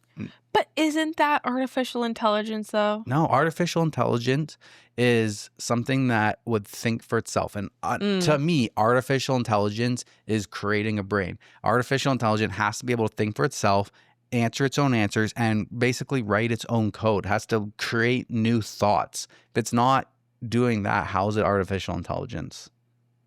I guess I don't really actually know. It's just a program. What AI versus like other software. I don't know. It's supposed to be. I don't know what I don't know. It's supposed to be adaptive. It's supposed to be able to like think for itself, and that's where I just think like everybody is marketing like this whole AI, but it's not actually AI. Like if you ask a program to do something, it's only doing it because it's programmed to do it. Right. AI would be you're asking it to do something that's not programmed to do it, but it knows how to figure out and do it without being coded to do it. I see. Like when you ask Siri and you're like, hey, can you book me a reservation at a restaurant? It's just programmed to go through a line of code to find a contact info, search this, and then send this type of response. It's scripted. It's not genuine AI. Well, isn't that what like ChatGPT is too, though? I think so. Like you wouldn't consider ChatGPT AI? Like I'm just like at a certain point, like I'm curious to know. Isn't it just like taught to go through the internet and find? That's what I'm curious about. Like, is it genuine artificial intelligence, or is it just like the next level of automatic programming that we've created that everybody is calling it AI? Like I feel like it's AI with finger quotes. Like are you real AI? I don't think I'm not sure if we've actually reached that point yet where anything is actually like artificial intelligence or just very much more in-depth written code. Interesting. With prompts. Okay. I've just been thinking that for lately. Everything, because everything is AI now. Yeah. Every single marketing agency out there, they're all nailing down AI this, AI that, and I think it's a fab. I think it's bullshit. Yeah. Interesting. All right. Am I the asshole for telling a friend exactly why my wife and I wouldn't go on a trip with her? My wife and I, both 32, both female, have a friend named Anna, 33. Anna is so sweet, very funny, and can also be very naive. While this isn't always a bad thing, she is at times ignorant of how the world works. Anna has family that owns a large vacation property in another country. She's long wanted to take a friend's trip there and is finally planning on doing so. Multiple people have been invited, and this past weekend, when she and I got a coffee, my wife and I were invited. The problem is, homosexuality is criminalized in this country. In case you missed it, I am a woman married to a woman, and I would not feel safe traveling there. I would especially be worried about my wife. She has a very classic butch look, whereas I am more feminine. I know a lot of times these laws will pertain more towards gay men, but still, we would not feel safe, and that's what matters. For what it's worth, my wife knew we were probably going to be invited and said fuck no to any idea of traveling there when I mentioned it. I didn't make a choice for the both of us by myself. I told Anna no, I'm sorry, but my wife and I would not be able to travel there. Well, she pressed why, and I said, because we're gay. That country criminalizes gay people. She just said, oh, and kind of awkwardly changed the topic. Later, though, I got a text. She said she felt I embarrassed her for not knowing, and while she didn't know, it's not like she's homophobic or anything, just that she wants to go on a trip there, and why did I have to be so blunt about it? I'm really frustrated, and also, I feel bad. I'm not sure why. I guess I could have made an excuse. The airfare is pricey right now, or we had something else planned, but my wife is saying I didn't do anything wrong. I don't know. Am I the asshole? No, but I don't think you're... I'm wondering if the friend is like, okay, is more upset of what you said or how you said it. She said that she felt embarrassed for not knowing, and while she didn't know, it's not like she's homophobic or anything. And why did I have to be so blunt about it? So is she actually upset that you kind of embarrassed her, or were you pretty blunt? Did you say, fuck no? I don't know. No, she said they won't be able to travel there. Her friend pressed why, like they weren't going to say so. And then she said, because we're gay, that country criminalizes gay people. Yeah. So, I mean, you're recapping it for us. So your tone and everything determined is not here. So I don't know. Like I on base standards, like, no, you're not the asshole at all, unless the way that you said it was, you said it asshole-y. Asshole-y. But like on principle, like, no. Based on what she's given us, it doesn't seem that way. But she said, why did I have to be so blunt about it? So that's where I'm like, well, I don't think that's blunt. That is just the truth. That could be, Those right? are just cold, hard facts. Facts. Like, that is the reason. And I'm sorry that you didn't know that, but I'm not calling you out for that. I'm not saying, oh, why didn't you know that? Why would you even invite me to go there? Like, you should have known better. That's not what we're saying. I'm just saying this is the reason. This is the facts. Yeah. Like I'm sorry, but me and my wife don't feel comfortable because we are married and that country literally criminalizes being gay. So we don't feel comfortable traveling there, but I hope you have a fun, safe trip. Yeah. I feel like the friend feels guilty and she's like putting that on OP. I don't think she should have been. And at the same time, I don't think that the friend should have not invited them because of the location and stuff. Yeah. I feel like it's still like you invite and you let them make their own decisions. But I feel like realistically, you should be prepared and know that was going to be happening. The fact that you didn't is your fault. I feel like it is also okay to not know everything about everything. Like, if you didn't know this, like, it's not, I don't think, like, anybody should shame you for not knowing that. It doesn't mean you're homophobic. Like, that's not what she said. But I think the friend is, like, feeling shameful that she didn't know this, and she's projecting that guilt and shame onto OP, which is wrong. Yeah, agreed. For sure. Yeah. Top comment. Not the asshole. Let me get this straight. Your rich friend can walk around with the privilege of not thinking about the bad things around the world, and when things, not directly about her, are brought up in context of your safety, she gets mad at you? You need to rethink this friendship. At 33, she is choosing to be this ignorant. Yes and no. I don't know. Like you said, does like when the problems don't affect you, doesn't mean that you're ignorant just because you didn't know about them. But I would say that, yeah, she get mad at you is a little out of left field. Yeah, like you're only like and like the way that she like described her in the beginning of like she's very naive and it's not always bad times, but she's kind of ignorant of how the world works. It's like you're kind of painting the picture of like why her reaction didn't surprise you, like why you're not too surprised that she sent you a text about this after. Yeah, I still do kind of stand by my point. Like, I do think it's very important to kind of like to learn about things that don't affect you. And that's come up in politics and everything that's been going on recently. And I feel like just because it doesn't affect you doesn't mean it shouldn't matter to you. But at the same time, it's still okay to not know everything about everything. You're not going to know everything you about can't- everything. It is hard to just like cover all of your bases. I do feel like this is kind of a big thing. Okay, the country that you're inviting your 2 lesbian friends to has a strict rule against that. Like, That's, I feel like too a OP. big enough one. I feel like This is big. that's a different of like not knowing what vegans and vegetarians can eat in Yeah. their diet. I feel like this Yes. is a pretty significant Yeah. one where. But they don't even seem upset by that, which is nice. Nice of Yeah. them. But you should definitely be aware of like what the country's rules are that you're going to visit. Yeah.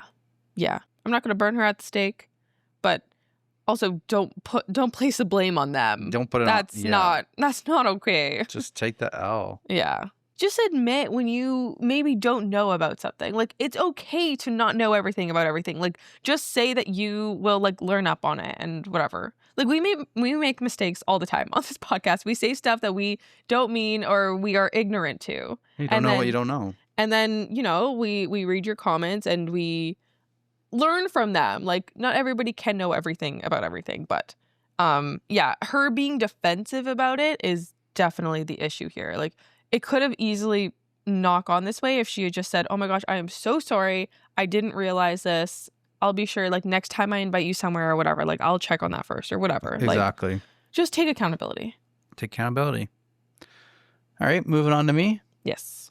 This one's coming from True Off My Chest. I just found out that my father baby trapped my mother with me. Oh. Trigger warning for talks of suicide and domestic violence. I, male, 18, grew up thinking my mother, 40 female, had abandoned us. That is what he, my dad, male, 42, always told me. He told me my mother packed up and left us when I turned 2 years old. I grew up to resent and hate her, mainly because I saw how my father was working super long hours to make ends meet. I hated how my grandma basically had to raise me. When I would ask her about my mother, my grandma painted a picture of a bitter, spiteful, hateful, spoiled / entitled woman. I felt very justified in my anger and hate for her. That's what my family told me, and I had absolutely no reason to doubt them. A few weeks ago, I found her on social media while at my boyfriend's house, and I was so fucking mad. She was out there living her best life. She is a cook, or a chef, in a Michelin star restaurant. She travels, has a huge apartment, and apparently is married to a gorgeous man. In a fit of rage, I DM'd her, cursing her out for abandoning me to live her frivolous life and that karma would come to her. She obviously saw it. Instead of going off on me, she just asked me to meet her and that she felt like I had a right to express my anger to her in person and she owed me as much. I was starstruck because my father said she never stood for the consequences of her actions. Without telling anyone, I agreed. She invited me to this amazing restaurant. She paid an Uber for me and everything. It was very awkward at the beginning. I kept berating her. I was so angry. I cried a little. She just sat there and took it all in. And then I asked her why she abandoned me. Then she said, and this is paraphrased, quote, "Do you really want to know the whole story? It is not nice and you will not like it. I am ready to be the bad guy in your head forever and keep my distance." I just kept pressing her, and then she told me the real story. This is again paraphrased and to my best recollection. She told me that my father and she met shortly before ending uni. At the time, my mother had said she did not want to stay in the uni town. A few months after dating, my father told her that his landlord was evicting him because the apartment was needed for immediate family use. She offered him to stay with her while he found something else. Months passed and he was not doing anything. Then she got a job offer in another country. She told my father that he could take over her apartment or come with her. They had this huge fight where my mother told him that she was not ready for the type of commitment he wanted. She wanted different things in life than him, and that as much as she loved him, that they were incompatible. They stayed living together, and then one day she found out she was pregnant. She told me honestly that she was thinking of not having me. She did not feel ready to be a mom at 22. She did not feel maternal feelings. She said she was already struggling with depression and a late diagnosed ADHD. My father convinced her to have me. He said he would take me because he has a right to me. that he would go after her because that baby was his also. So she had me. She said that the time after the birth was really bad. My father was dragging out the legal procedures. He refused to vacate the home. My mother said that while she felt love for me and that there were moments where she felt overjoyed, but it was overshadowed by huge waves of suicidal ideation. She was scared that she was going to hurt me. She also showed me some of the court documents of that time that backed up her claims. In the end, she was so desperate that she agreed to stay with my father if he agreed to be the main caretaker. He did, but only half-assed. My mother then told me that it got so bad that she tried to commit suicide around my 2nd birthday after a particularly nasty fight where my father admitted to having tampered with her birth control. She showed me the papers of the involuntarily 72 hours commitment and the legal documentations where she was found unfit to be a parent afterward. I felt nauseous after all of that. I would have not believed her hadn't she brought so much evidence with her. She then asked me what I meant in my message that we were struggling. I told her that we were not exactly rich and that I was struggling to come up with the money to go to university in another city. She was bewildered and asked me what my father had been doing with the monthly payments she was making. I told her that we don't receive that money. Then she took out another stack of papers. Guys, she is sending child support every single month. It's almost $3,000 every month. Oh my gosh. She was court mandated to pay me $1,500. She doubled the payments out of her own will. She doesn't have to pay that amount. She wants to. Wow. She was very concerned about this and told me we should talk to her lawyers ASAP to transfer the money to me directly. In the end, she apologized to me. She is very sorry to have put me through this. She is very sorry for not being stronger, and she is very sorry for letting me grow up the way I did. She was crying. I was crying. She then told me to take my time. She would contact me again regarding the payments and that it was up to me if I wanted to see her again. That she couldn't be the mother I wanted, but at least she could do is help me with anything that I need. I hugged her. I cried. She cried. I boxed up my food and she got me another Uber home. At home, my father was not there, so I went straight to bed and left early the next morning and I'm staying with my boyfriend. My whole life is a lie. Holy crap. Like, actually, everything you've ever known is a lie. How do you even go on with life knowing that the person that raised you, the person who's been in your life, you're 18, oh my gosh, has been lying to you this whole time? Not only that, lying to you about your birth mom, but also taking money away from you, just directly sabotaging you. Yeah. Because he is taking away from money that should be going to him. Right? Well, there's so many betrayals in this. He said he grew up his whole life watching his dad struggle to meet ends meet. You're getting What's he doing with You're getting it? $3,000 a month and you're still struggling to meet ends meet? Plus, I'm sure he works. That's what I mean. Like you're working. Yeah. You should be working, and then you get a $3,000 bonus every month to take care of everything. You should not be struggling to make ends Yeah. meet. What is he gambling? Like, what is he doing with this money? Right? Is he saving it up for him? Is he just putting this in a savings account for when he turns 18? I mean, he's 18 now. No, he said they don't have money for him to go to university, so he hasn't been saving it for him. True. Top comment. Your father must be a deadbeat or has some hidden addictions that he has hidden from you. $3,000 a month in child support, if spent entirely on you, would pay for any type of middle-class perks and advantages. This would include private schools, tutoring, and extracurricular activities. Mm-hmm. Like, if you spent $3,000 a month just on your kid, like, yeah, that's enough to send them to private school and, like, pay for everything. Mm-hmm. There's a couple updates in separate posts that the links are down below, but the next update kind of summarizes the last 2 updates, so we're going to skip ahead 2 updates. What has happened in the 2 other posts? I found court documents that confirm that my mother had been physically assaulted by my father. Upon further research, I determined that my father spent 3 months in jail for the assault. That was when I was 4 years old, which would explain why I do not remember anything at all about that. I met with my father a few days ago. This was when I asked again about child support, posing the question like, "Hey dad, did my mother never give you any child support for me?" He denied ever receiving child support, citing that courts will go easy on women. The same day, I snooped around and found a stack of cash with over $5,000 in one of his drawers. I did have the data in the household account, but the $3,000 monthly payments was never figured into that account. Also, I scouted for withdrawals for more than $100 at a time, and that maybe could explain the $5,000 stack, which was only composed of $100 bills. Nada. Some background. Until posting here, I never realized that my relationship with my father was not normal. I explained more about his behavior in the previous post, but here's a bit more of an explanation. He made me his accountant from a very young age. I had to keep track of expenses and other things. And so many times I was having panic attacks because we would not make it to the end of the month with the money on the account. So many times my father would berate me if I ever asked to go out, like to the movies or anything, because we couldn't afford it. When he would allow me to go out, it was always attached to an endless list of requirements that were absurd. Again, let's take the example of the movies. I would ask him a week prior and he would say yes, but that I have to clean the house, drive grandma to the doctor, pick up XY, leave some dinner ready for me, and many more. So that if I did not complete one single detail, like not bringing out the trash, he would pick up a fight to make me feel guilty and thus staying home.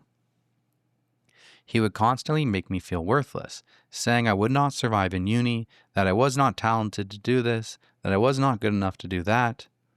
He is extremely reactive. One time in the car, I teased him that I would be for the other football/soccer team tonight, and he kicked me out of the car, making me walk home alone. What? I think he meant that he would cheer for the other football team against his dad. I get that. I'm saying what to being kicked out. Yeah. There are also so many more examples. I thought it was merely my fault or that other dads were also like this, but suffice to say, it is not normal. So what's happened now? I did in fact contact my mother after finding all of this out. I confronted her with the newfound information. She admitted that it was quite bad and she did fear for her life. My father apparently had friends in law enforcement that were following my mother and making her life impossible, giving her tickets for the most inconsequential stuff, pulling her over for random controls, everything possible to intimidate her or to find dirt on her. My father put her to the ultimatum of just signing over without a fight or he would make her life impossible. My mother told me that he had been abusing her since I was born, as early as 1 week postpartum. So when my father uttered the ultimatum, she felt hopeless and just tried to end it. It did not work, and after she was released, my father served her and battled for full custody. Because she was deemed unfit to parent, it was really easy for him. She told me the court actually went pretty hard on her. About a year after that, my mother attempted to establish visitation with me. She reached out to my father, who invited her over. He told her that she could be in my life if she agreed to be together with him again. My mother told him no, and then a fight ensued. That was the night he assaulted her. He assaulted her so badly that she wound up in the hospital. In the hospital, seeing her wounds, they had to report it. So he was sentenced to a year, but only served 3 months. At the same time, custody of me was with my grandmother. My father resumed custody of me at the time of being released. I was able to corroborate all of this, reaching out to my aunt, who has not spoken to her family in 10 years.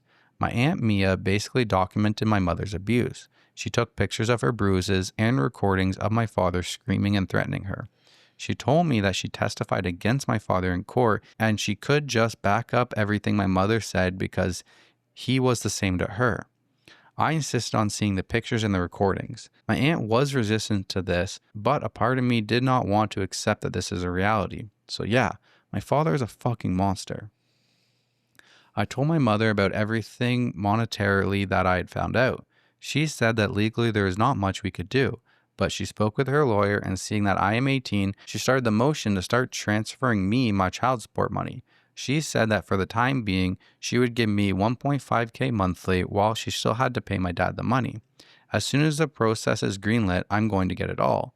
She also agreed to pay for my matriculation fees as well as for the deposit and first month's rent in an apartment in my university town so that I could be as independent as possible. For now, I've only sent in my applications a couple weeks ago, so I should get any news on that front latest by September. We decided that confronting my father was not a good idea, neither of us. So we decided on telling my father that my boyfriend's parents invited me to vacation. but he does not know that I'm gay. So we plan on telling him that this is the last vacation to say goodbye to my friend. I've talked to my boyfriend and his parents. They did not even hesitate and immediately said yes. They now know everything and support me 100%. So my mother and his parents are sending us for 2 weeks to a nearby country where they have a summer house. I told my father about the plans, and he said as long as his parents were paying that it was all right. He did tell me that I had to help him with a million things before leaving again. So I'm already seeing a fight on the horizon.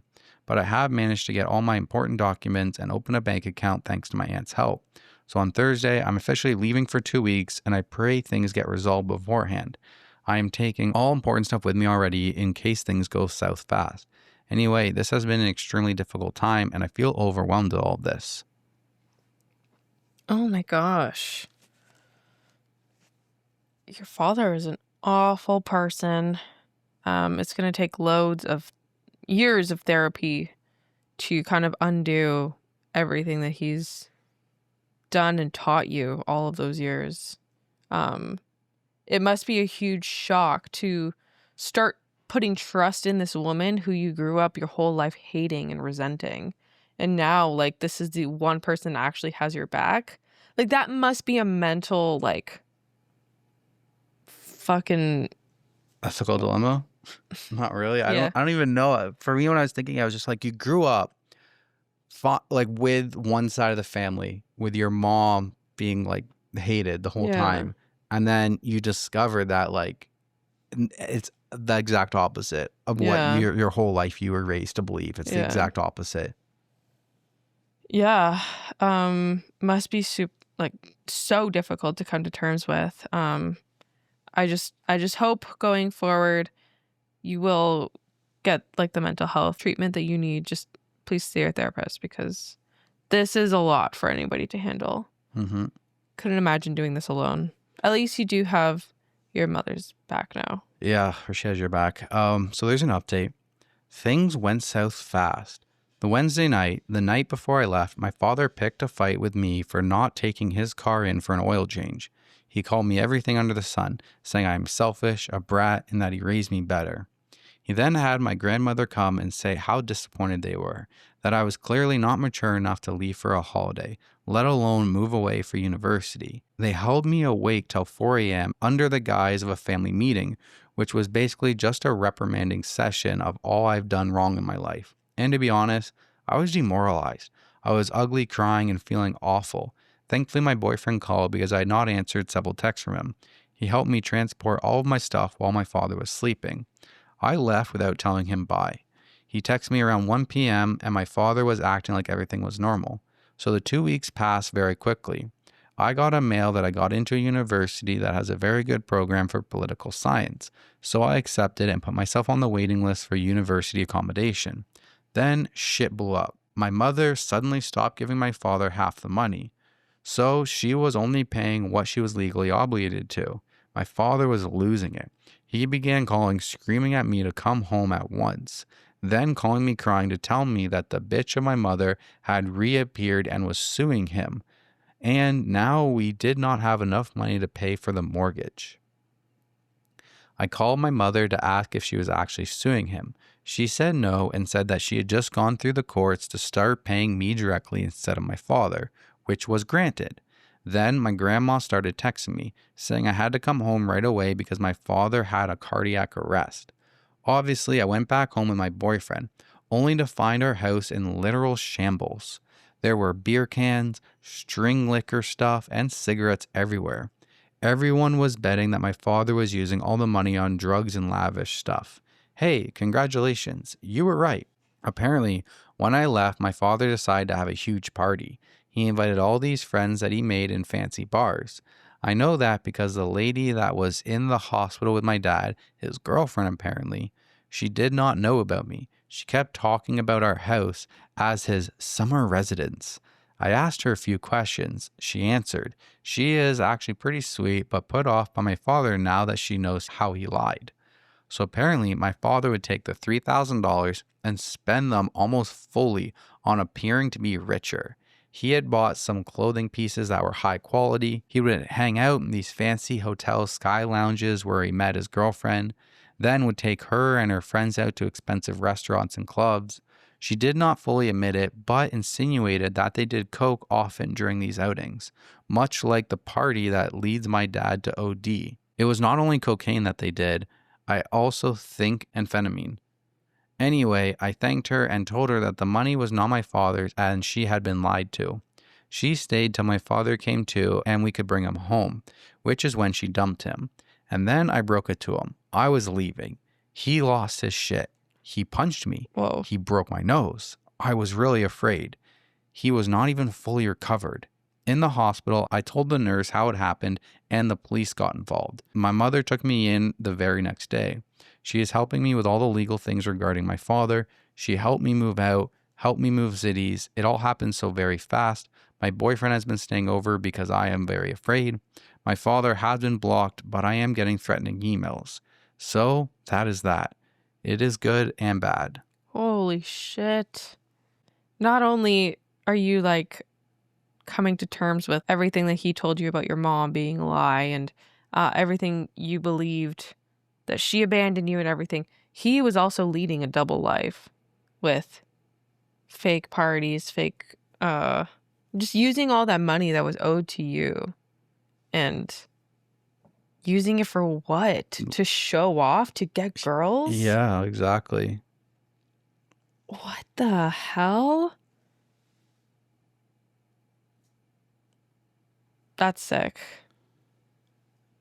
This is poor guy. Yeah. It's great that the mom is now sending him directly And helping him out. that money and helping him, yeah. So there's one more update that comes 1 year later. I'm finally free. My father died and I feel no sadness. My father died in the midst of our lawsuit. He had brutally attacked me because I was going to leave him, and the child support checks that he'd been blowing on drugs and women would stop with my departure. Last year, my whole world crumbled when I found out that my mother had not left us. My father had abused her and made it impossible for her to take me. He has made my life absolutely miserable. I've detailed this over the past few months here. After I was let out of the hospital, my mother and I got 2 amazing lawyers, one for the assault case and the other for the misappropriation of the money. The process for the child support case was quick. He had to back pay 50% of the money given to him in the past 3 years to me directly, no further fines. However, the assault case spiraled. It was found out that he was going to attempt to plead not guilty in the case of temporary insanity. He had detailed his plan to get away with this to his girlfriend, who is not an awful human and showed the police what she had. So it went from assault to attempted murder. With his girlfriend leaving him, him owing a bunch of money, looking at a hefty prison sentence, and no more money to bail him out, he took his life on Friday. Jeez. I was numb the whole week, but today the realization washed over me. I'm finally free. I don't have to look over my shoulder, and I don't flinch when I hear steps. I don't have anxiety when checking my phone. I am free. I am finally free. Oh, I just got chills. Oh my God. As much as we've talked about this before, where like someone else's passing can be a relief for people. Yeah. And I'm happy for him. I'm happy that he feels a relief. There's the ethical dilemma. Yeah. How do you feel when that situation happens after everything you've been through? I think either way you feel, it's valid. Like, nobody else can tell you what you're feeling or what you're not feeling is good or bad.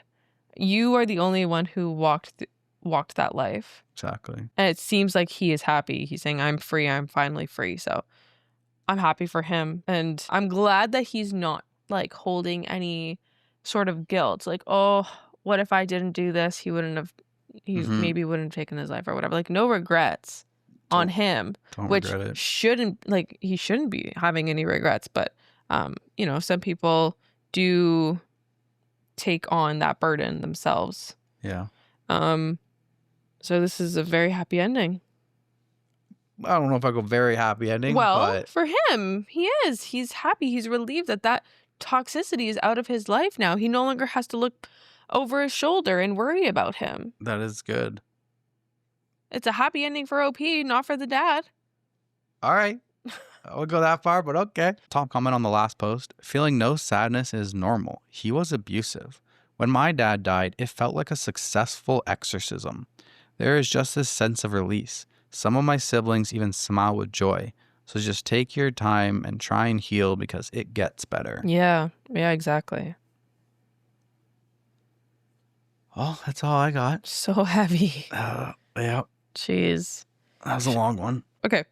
Just one quick one, just to brighten the mood. Okay. The title seems, I haven't read it yet, but so we're all gonna blind react to this. Okay. All right. Today I fucked up using a menstrual pad. I hope y'all are okay with hearing about menstruation because that's what I'm about to talk about. I woke up today and went to the bathroom. While there, I saw it was my time of month, so I grabbed a pad. Thing is, I don't wear panties. I wear boxers because I think they're more comfortable. Problem is, boxers aren't made with pads in mind, so it can be hard to get them to stay in place. Anyways, I did my best to stick the pad in place and went to work. I worked until break and went to the bathroom. When I went to the bathroom, I saw that the pad was no longer there. I checked my pant legs, but there was no sign of it. The pad was gone. If it had fallen out at work, I would have heard about it. So it must have happened on the sidewalk on the way to my car. In that case, I must offer a sincere apology to the people in my neighborhood. God damn. That's so fucking... Oh my God, I would be like, that would be haunting me forever. Like, where the hell did it go? That is haunting. What if like a little 8-year-old just on a scooter, just like, what Ew. the fuck is that thing? Oh God. Hopefully nobody touched it. Hopefully. That is a hazard, a biohazard. Literally a biohazard. Literally. Damn. Oh man. All right. That brings an end to episode 80. All right. Any life updates? I got a couple Q&As for you. Okay. Love hearing your guys' RV updates. My boyfriend and I boondock a lot, so one of our dreams is to get a nice RV and pack up our 2 kitties. Aww. Literally what you guys are doing, so we're living vicariously through your life updates. Counting down the days for you too. Oh, there you go. that's so fun. Guys, we can't wait. It's only a couple months away. My demonstration was supposed to be tomorrow, but then they delayed it because they said it was still at the paint shop getting a fiberglass repair. So we haven't taken delivery of the RV yet. Well, by the time this comes out, hopefully. But as of us filming, Yeah. not yet. So we'll keep you updated when that happens though. Yeah, that's awesome though. Yeah, another one says, not sure if I've commented this before, but I downloaded the iOverlander app for free campsites, including logging roads, boat launches, pull-offs, etc., that people have had successful camping in overnight. I've used it several times, and it's great, especially in BC. I'm so excited to see your RV life videos. Thank you. We appreciate that. I have downloaded that app, and we are trying to install a very large battery bank and solar system so that we can off-grid dock as much as possible without going to the RV parks. And we're going to be using like the harvest hosts, and there's a lot of dispersed camping in the States. So I am actively looking for like all the ways to free camp. Hell yeah. Also, if you want to keep up with our travels, if you don't know, I feel like we haven't mentioned it in a while. We have another YouTube channel. We do. Called Denver and Teresa. Yep. Like if you want to watch our wedding that's coming up, they'll be on there. Yeah. If you want to see our past travel vlogs, cruise is going to be on there. Cruise will be on there. The past ones, if you want to see Denver and Teresa for 2018, doing 6 weeks in Italy. Don't watch those. Our first amateur vlogs are on there. Those need to be deleted. We got lots of stuff coming up too for the RV content. So much content to come. So yeah. Head on over to YouTube and follow us on Instagram too. We're also, I think it's Denver. Right now it's Teresa. Denver and Teresa, but I'm thinking of changing it to like TD Travels or something. So just click the link in the description and that'll send you over to whatever it is. Because right now it's Denver and Teresa, but I don't know. Like I kind of want to make it like TD Travels, or like we got to come up with some name that kind of like incorporates that it is a travel account. I'm not exactly sure what the best thing to do is. Yeah. But yeah, thanks for your support. Another commenter says, what do you mean you don't want to travel too long for the cats? What kind of RV did you get? Ours came automatically with a generator that you can set it up to kick in if the batteries get too low. And I can see what's happening inside and control the temp, lights, etc. from anywhere there's Wi-Fi or Bluetooth. And you mentioned it's really long. How long? I wanted a long one too, but my fiance talked me into sticking with a smaller one. So we got one that's 31 feet long. And I'm so glad we did, because you learn all of the most beautiful parks don't have spaces for really big trailers. But I bet it sure is going to be nice having all of that space. Yeah, I think maybe we didn't clarify. We don't actually have like a motor home. It's a fifth wheel. Yeah, fifth wheel and a truck that we're getting. It's a 41.3 feet trailer with then adding in the length of the truck. So we are going to be limited on some of the campsites that we can go for sure. But no, that's not what I'm talking about, because they're talking about the cats. The reason we don't want to travel long with the cats is because they won't actually be in the RV. They will be in the truck with us in a crate. Yes, so that's why we don't want to have too long of travel days when we're going from place to place, because the cats are going to be inside a crate in the back seats. So we just don't want them to have to be in there for too long. So therefore, we don't really want to have like 10-hour travel days. We kind of want to be like 4 or 5 hours, so that they're just not in the truck as much and they're more in their home more.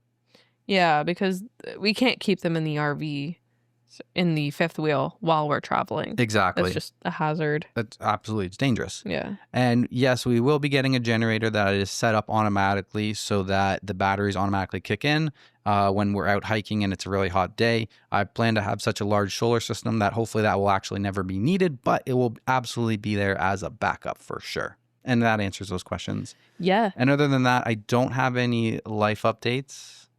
I don't really have anything. We're going to go see The Price is Right. Oh. I just bought tickets. My mom is such a huge fan of The Price is Right. She's been watching it like literally religiously every day since I've been alive. My grandma used to watch it every single day when I lived there or whenever I'd visit. Doesn't matter. Every single day. I think it comes on at 11 a.m. Yeah. Every single day, Price is Right. That was back when it was Bob Barker. Yeah, Bob Barker. So yeah, they're coming to like near Toronto-ish, Casino-Rama.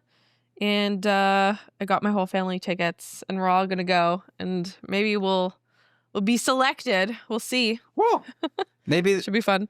You know, it'd be really fun if we did get selected, and then when you get to like the final round where there's like a big prize and it's like a vacation or a boat, it's an RV. That'd be hilarious. Oh, maybe my parents will win one and we can start a convoy. There we go.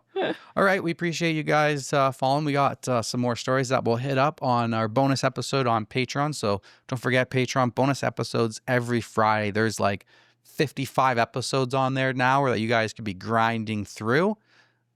And yeah. Sounds good. We appreciate your support. Easiest way to support us, though, if you're on YouTube, just smash that like button, click subscribe. If you're on Spotify, appreciate any 5-star Spotify reviews, or just drop a comment down below of what you thought on the episode.